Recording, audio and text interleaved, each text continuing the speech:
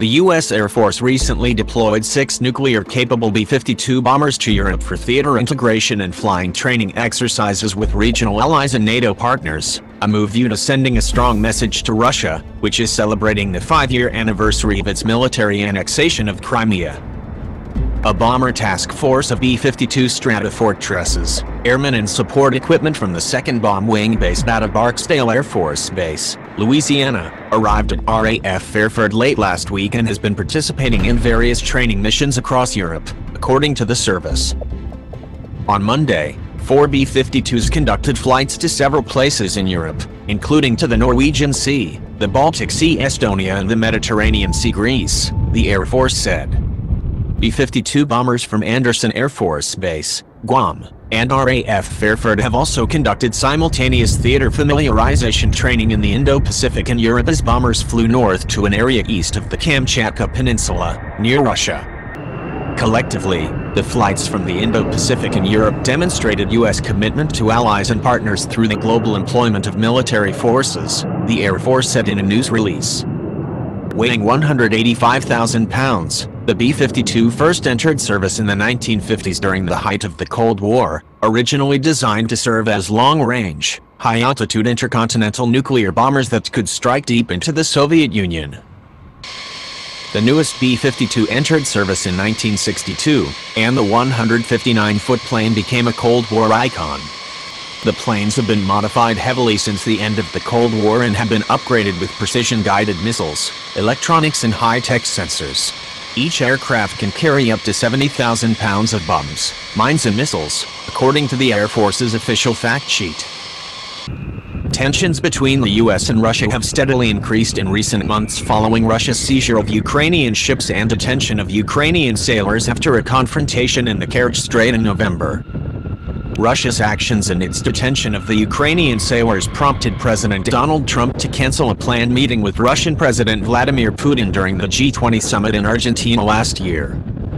Moscow has continued to ramp up its own military presence in the region, prompting the U.S. to do the same. But the top U.S. commander in the region says it doesn't appear to be working. "I'm not comfortable yet with the deterrent posture that we have in Europe," General Curtis Scaparrotti said earlier this month, warning that his command faced shortfalls with regard to land and naval forces as well as intelligence, surveillance and reconnaissance assets. "Of concern is my intelligence, surveillance and reconnaissance capacity given the increasing and growing threat of Russia. I need more ISR," he added. In light of Russia's modernizing and increasingly aggressive force posture, UCAN recommends augmenting our assigned and rotational forces to enhance our deterrence posture, Scaparrotti said. This week, 2 Russian generals said Moscow plans to send nuclear-capable bombers and medium-range missiles to the peninsula, but quickly retracted their statements. Still, NATO lashed out at Russia for its wide-ranging military buildup in Crimea, and the U.S. National Security Council said Monday that Moscow's annexation of Ukrainian territory continues to pose a threat to our regional allies. While Trump's long-standing criticism of NATO over burden-sharing costs continues to hang over the 29-member military alliance, the U.S. has increased its military presence in Europe during his administration as the U.S. and Europe seek to counter Russia's actions in the region. Trump has been reluctant to publicly criticize Russia throughout his time in office, but the U.S. Congress continues to introduce new sanctions and acts targeting Putin for various affronts, including the annexation of Crimea. But that has done little to deter Putin from insisting the Ukrainian territory rightfully belongs to Russia. Putin traveled to Crimea this week and rallied crowds by saying a new powerful Russia has emerged that will stand up for its interests. U.S. Special Representative for Ukraine Kurt Volker said on Monday that there is no military solution through which Ukraine could reclaim Crimea. That would be militarily a disaster. It would lead to the loss of thousands and thousands of lives. It's not something anyone should be contemplating, Volker said on the 5th anniversary of Russia's annexation of Crimea.